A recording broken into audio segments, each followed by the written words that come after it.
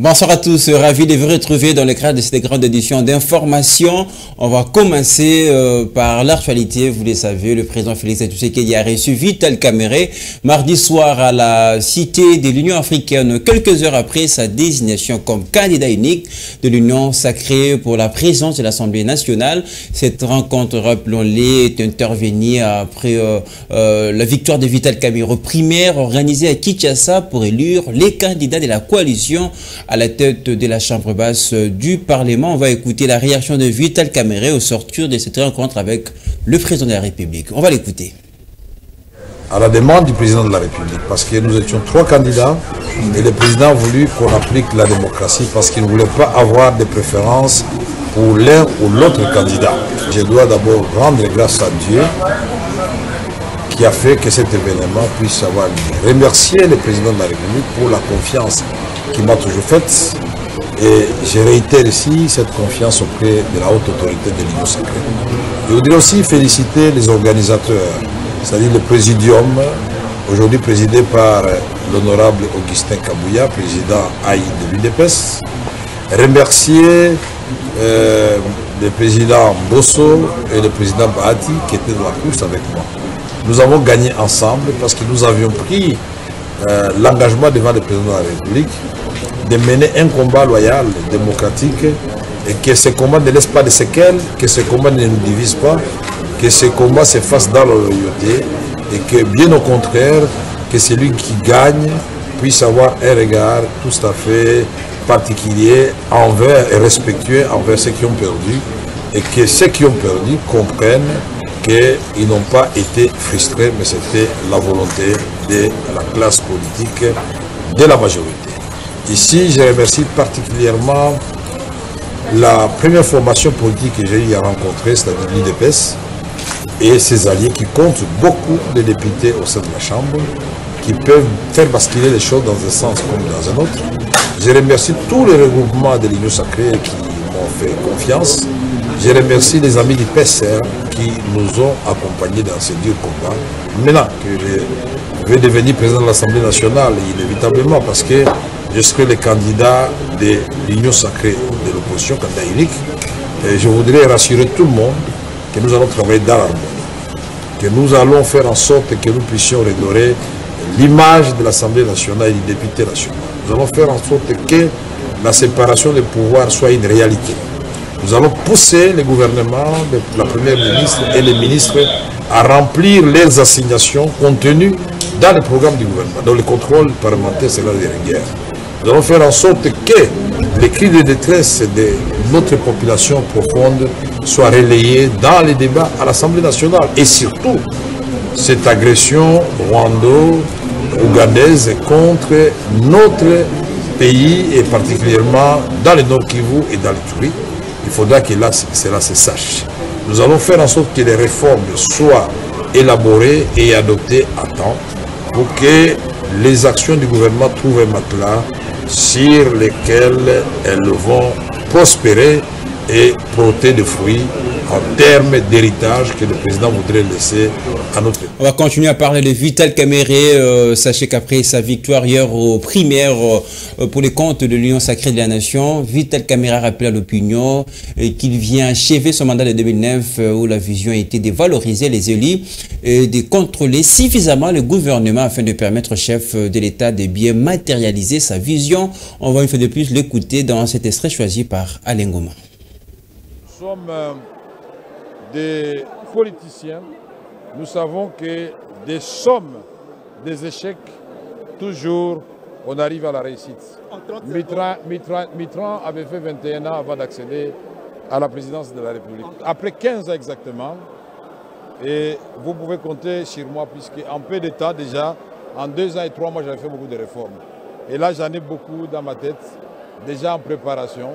Si le gouvernement est en retard, moi je vais les faire sous forme de propositions, de loi, et on avance parce qu'il y a des possibilités. Moi je voudrais réhabiliter l'Assemblée nationale, que les gens respectent l'Assemblée nationale, puisque les institutions de la République sont connues et bien listées dans la Constitution. Il y a le président de la République, qui est la première institution. Il y a l'Assemblée nationale, qui est la deuxième institution. il y a le Sénat qui est la 3e institution, il y a le gouvernement qui est la 4e institution et les cours et tribunaux 5e institution. Et une autre institution dont on ne parle pas assez mais que vous connaissez, c'est les médias. C'est une force et un pouvoir. Et donc nous allons faire en sorte que nous puissions réhabiliter l'Assemblée nationale. Donc faire en sorte que les députés nationaux soient respectés au même titre que les sénateurs américains, au même titre que les députés français. Que le ministre, quand il est interpellé, qu'il se prépare en conséquence parce que nous allons évaluer constamment le travail des ministres pour aider. Le président de la République a réalisé son rêve de 6 promesses faites au peuple congolais. Après une décennie et demie d'absence, Vital Kamerhe retrouve le perchoir de l'Assemblée nationale après une victoire aux primaires. Des réactions fustiges de partout dans son parti politique. L'UNC, par exemple, Alain Madilou, porte-parole de cette formation politique, explique que cette victoire est bien méritée puisqu'il était question évidemment des convictions et de la vision pouvant faire avancer le pays. On va l'écouter, interrogé justement par Elvis Métier et Nok Mafouka. Les députés sont des représentants du peuple. Et ce qui s'est passé hier, c'était une façon de légitimer celui qui sera le speaker de l'Assemblée nationale. Parce que nous sommes habitués à des gens, à des exercices comme quoi on fait un dictat des autorités morales. Mais ici, le président de la République nous a mis dans un exercice de libre choix. C'est-à-dire de légitimer celui qui va vous conduire dans les débats et garder la chambre basse et puis exécuter le contrôle avec beaucoup d'efficacité. C'est-à-dire, ce qui s'est passé hier, je ne peux que remercier et féliciter le président de la République pour cette initiative. Vous savez, lorsque les choses se passent dans les urnes, il faut prier Dieu et avoir un discours. J'ai suivi le discours de l'honorable Vital Kamerhe, je pense qu'il était aussi convaincant. Il faut convaincre pour que quelqu'un parte voter avec conviction. Or, Vital Kamerhe, en tant que directeur de cabinet du chef de l'État, ne faisait pas partie de la chaîne de dépenses. Donc, il était déjà automatiquement écarté de détournement, de ce qu'on pouvait appeler détournement de deniers publics. Deuxième point, dans le procès, Jamal avait reconnu avoir perçu la totalité de l'argent. C'est-à-dire c'est un faux débat aujourd'hui parce que ce jour-là, le jour où Jamal avait dit que c'est moi qui aurais perçu la totalité de la somme, c'est ce jour-là que Vital Kamerhe devrait retrouver sa famille et ses enfants. Mais bon, je pense que le chef de l'État, c'est lui qui est mieux informé que nous tous, l'a dit sur une émission pour dire qu'il y a des gens qui ont cherché la tête de Vital Kamerhe. Ces procès étaient intentionnels. Le projet, dans sa globalité, a un taux d'exécution de 83%. Lorsque le président de la République, qui est le garant de la nation, qui a des informations à la minute et à l'heure, le dit ainsi, je pense que le débat doit prendre fin. Mais ceux qui persistent pour dire que Vital Kamerhe est 100 jours, je pense qu'ils sont dans le faux. Voilà tout ce qu'on peut vous dire concernant les résultats, la victoire de Vital Kamerhe aux primaires, évidemment, qui va en faveur de l'Union sacrée de la nation. Eh bien, on va continuer à observer tout ce qui va avec cette situation. On va revenir avec de plus de précision dans nos prochaines éditions. On va revenir vers le week-end dernier avec le président de la République, évidemment, qui lors de la réunion du Conseil des ministres du 19 avril dernier a demandé au ministre de l'Intérieur, Sécurité et Affaires coutumières d'adopter une réglementation stricte dans les domaines de l'élevage, mais également de la possession des chiens d'attaque et de défense. Plus de précisions dans cet élément. Regardez.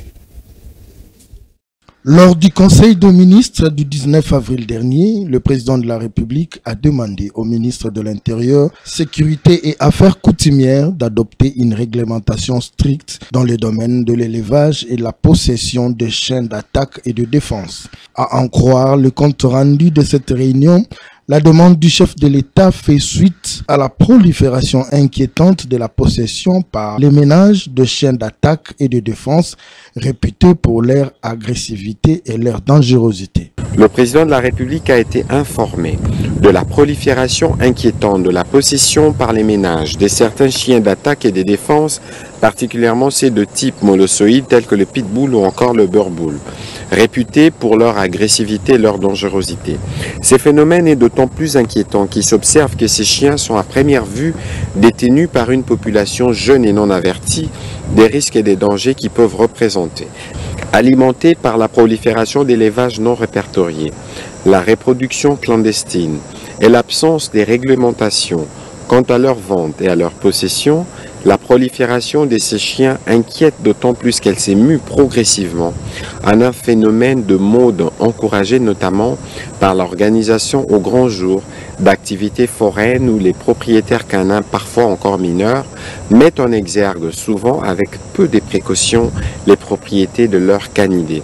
Ces chiens sont à première vue détenus par une population jeune et non avertie des risques et dangers qu'ils peuvent représenter et que bien souvent les conditions prélevant à leur domestication, tout comme de leur dressage, demeurent si pas sommaires mais bâclées. Entre-temps, le ministre de la Santé publique, Hygiène et Prévoyance sociale est quant à lui appelé à œuvrer aux côtés de son homologue de l'Intérieur pour une mise en œuvre d'une nomenclature permettant la classification de chiens de race et domestiques.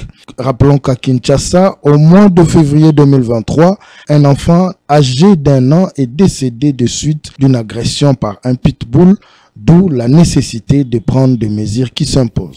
Voilà pour ce qui est de cette résolution de la dernière réunion de Conseil de ministres. On poursuit le journal avec la candidate gouverneur de la ville de Kinshasa, Mireille Nzeba, qui a visité évidemment les installations de la Fondation Maloua à l'issue d'une rencontre qu'elle a eue avec le président de cette même fondation. Je cite Maître Maloua Billy Cléophas Sufi Kalungue Torres Atibo. Elle s'appelle Nzeba Mireille, cette brave femme qui a bravé la peur pour affronter les élections de gouverneur en tant que candidate à ces postes longtemps occupés par les hommes. Avant d'affronter cette grande bataille électorale, la future gouverneure de la ville-province de Kinshasa a rencontré Maître Maloua Billy Cléophas, le président de la Fondation Maloua qu'elle considère comme son mentor, pour quelques conseils sur les stratégies pour sa campagne électorale. Juste après ces tête-à-tête, accompagnée de son vice-gouverneur et de son tendre époux, Madame Mireille Nzeba a visité les différentes pièces de la chaîne FM TV où elle a eu des échanges de courtoisie avec les administrateurs, les journalistes et techniciens de cet organe de presse avant de chuter sur le plateau de la FM Télévision où elle a glissé quelques mots pour annoncer sa candidature et la volonté de servir le Congo en tant que gouverneur de la ville-province de Kinshasa. Mbote na bino bandeko nyonso baza kolanda nga bakinois na bakinoise ngai komona ngai ezali Mireille Nzeba Koni nazali candidate gouverneur ya Kinshasa nazo présenter bino vice gouverneur na ngai Tatier Mboma ça veut dire toye pona ko servir mboka na biso pona ko sala na ba oyo nyonso bazo se retrouver na possibilité ya ko sala mais naza na campagne te parce que campagne na biso na ne bandité. Bonne chance donc à cette femme brave, une étoile montante, l'espoir des Quinois qui compte améliorer la condition de vie. Allez, on va remonter le temps. 24 avril 1990, 24 avril 2024, cela fait exactement 34 ans depuis que le multipartisme a été déclaré par le maréchal Mobutu, ex-président de la République démocratique du Congo, une façon pour lui de permettre aux Zaïre d'avoir à l'époque plusieurs courants politiques. On va remonter le temps justement avec son fameux discours prononcé à l'Ansélé avec Alain Goma. Face aux grandes mutations qui tourmentent le monde en ce XXe siècle finissant, j'ai estimé, seul devant ma conscience, de tenter de nouveau l'expérience du pluralisme politique dans notre pays, avec à la base le principe de la liberté pour chaque citoyen d'adhérer à la formation politique de son choix. Très chers compatriotes, j'ai parlé des biens de choses et de tout le monde. je n'ai pas parlé de moi. Que devient le chef dans tout cela? Le chef de l'État est au-dessus des partis politiques. Il sera l'arbitre. Mieux, il sera l'arbitre. Mieux, l'ultime réponse. Je vous annonce que je prends ce jour congé du mouvement populaire de la Révolution pour lui permettre de se choisir un nouveau chef devant conduire.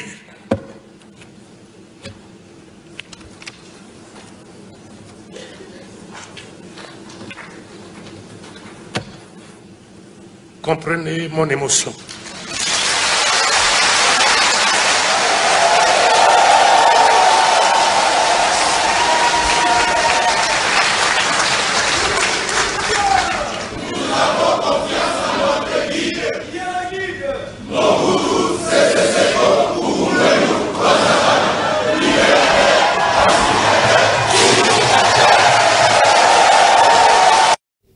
Décidément, cette date du 24 avril nous rappelle pas mal de souvenirs. 24 avril 2016, 24 avril 2024. 8 ans, jour pour jour, depuis que Jules Shungu Wemba-Dio, dit Papa Wemba, a quitté la terre deux hommes. Depuis, cette date est restée évidemment en mémoire de plusieurs Congolais à Matongé, où on a érigé justement son mausolée. Les Congolais venaient à l'occasion exprimer leurs souvenirs en mémoire du roi de la Sape, Jean Sielenge.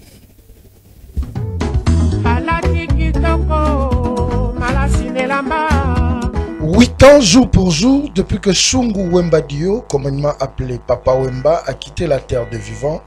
Aujourd'hui, les membres de la musique commémorent son décès. Reconnu par ses chansons telles que Matebou, Maman, Phrase, Est-ce que, pour ne citer que celle-là, Matebou,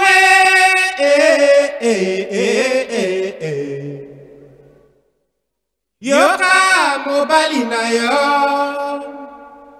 akubelela yo nakata tu refele bisengo mais aussi le roi de la Sape, une vision qu'il a léguée à la musique congolaise et aux musiciens congolais. À ce jour, plusieurs Congolais se sont réunis devant le monument érigé en sa mémoire dans le célèbre quartier Matongé, au croisement des avenues du Stade et Oshwe devant le stade Tata Raphaël dans la commune de Kalamou pour commémorer sa mémoire. Ba souvenir ka ibele ya bien ye na tikala nango ibele ka bante mbona ya ndo beta ndo sepela nango ndo sepela bante mbona ibele se ba ndo beta musique fa ya mikolo o ba beta ba mikia ndo beta fa musique ya mikolo vraiment la pona ngai vraiment na ba souvenir ibele ba kolanda banzembo na ye batolina yema na banzembo c'est-à-dire ça elo ba ibele netinga personnellement ngai moko nalanda ba musique na bangwana nalanda ba musique kaka ba Papa Wemba ba Redi Amis ba wenge musique voilà nde ba musique na biso yango wana wa série na biso tant na oyo quand on vandi bo no na ozungisa makanisi na makamunyo sto esalema. Pour rappel, c'était sur scène lors du festival Fais-moi en Côte d'Ivoire le 24 avril 2016 que ce célèbre chanteur congolais a rendu l'âme. Cette date restera gravée à jamais dans la mémoire de la musique africaine en général et congolaise en particulier. L'artiste ne meurt jamais, des restes mémoire Papa Wemba. Voilà tout ce qu'on peut vous dire concernant la date de ce 24 avril. Allez, on va passer au football, mais d'abord, sachez qu'en championnat national, pas de vainqueur dans le joueur qui a opposé le Aigle du Congo à Lubumbashi Sport cet après-midi au stade de Martyrs de la Pentecôte, un but partout. C'est le score qui a sanctionné ces matchs de la 10e journée des playoffs de la Ligue nationale de football. Grosse déception à nouveau pour le club quinois des Aigles qui n'a pas toujours enregistré une moindre victoire à domicile à cette étape de playoff du championnat national. On rappelle tout de même que le championnat va se poursuivre jusque le week-end. Autre chose, du football toujours, condamné à l'espoir en terre égyptienne, les Corbeaux de Tout-Puissant Mazembe ont quitté Lubumbashi, direction les Caire où ils joueront la formation d'Al-Ali en match retour de demi-finale de la Champions League de la CAF après les Nils concédés justement à domicile. C'était le week-end dernier. On retrace tout cela en image avec Jesse Kanda et Torres Atibo. C'est un déplacement périlé pour le tout-puissant Mazembe, c'est les représentants congolais encore en lice aux interclubs de la CAF. Après les nuls des 0 buts partout concédés à l'aller, le Corbeau de Lubumbashi vont tenter de faire l'exploit en Égypte devant la formation d'Al-Ali. Condamnés à la victoire à défaut des matchs nuls, les hommes de Lamine Ndiaye doivent éviter à tout prix la défaite qui serait synonyme de l'élimination directe. Rappelons que le tout-puissant Mazembe a quitté son fief le mardi dernier. Les Corbeaux ont pris la direction de l'Égypte où ils vont tenter un scénario difficile à imaginer. Victime d'un accident de circulation, l'ex-capitaine de Mazembe, Ranford de Calabar, a reçu la visite de son président avant de rallier l'Égypte. Oui, je suis venu voir le joueur Calabar qui est un fils à moi. Je voudrais d'abord remercier le Seigneur. C'est un miracle. Donc je suis à Lusaka avant de partir en Égypte pour le match retour. Je suis venu voir Calabar. Calabar, il est pour le moment, je peux dire à 99%, il est déjà sauvé. Pour Moïse Katumbi, Ranford de Calabar est un exemple à suivre. Un joueur très exemplaire, un joueur avec qui nous avons gagné beaucoup de coupes. Et Calabar venait de rejoindre le staff technique de Mazembe après sa retraite. Donc Calabar, pour moi, c'est un fils. Et le plus important pour moi en tant que président de Mazembe, les autres joueurs doivent suivre l'exemple de Calabar. Mazembe en demi-finale est un grand retour en compétitions africaines. En face, c'est le tenant du titre invaincu cette année en Ligue des Champions. Rendez-vous ce vendredi en terre égyptienne. Voilà pour l'essentiel de l'actualité qui reste en continu sur votre chaîne YouTube FM Télévision, mais également désormais sur notre page Facebook. L'actualité revient dans une demi-heure sur les antennes d'FM Télévision. Très bonne soirée à tous.